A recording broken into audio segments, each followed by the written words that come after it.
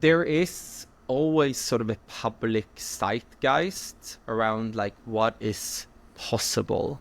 So I mean, there like it's sometimes like referred to as policy windows, that we have a certain momentum where it is actually possible for a politician to say like, you know I think this thing is really important.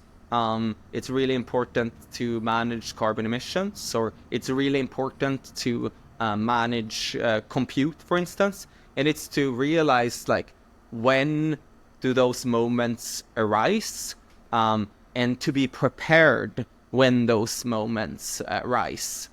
So you actually sit there with a plan of how to do it, and with a standard, and ideally a standard that has also been adopted by industry.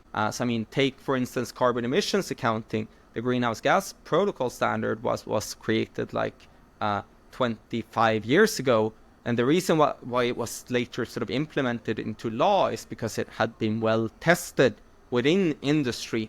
And once there was enough momentum because of for instance COP in Paris, then you could sort of say like, okay, hey, let's do this thing. We have a standard, we have a formula, and now there's a policy window to implement it.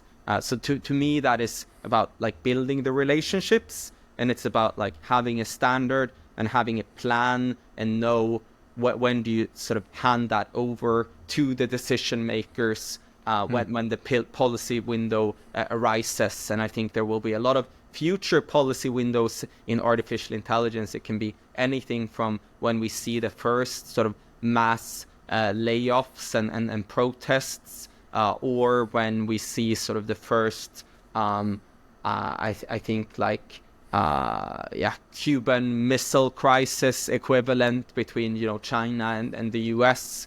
So there will be these like very important moments, and we need to know what to do when those moments arise.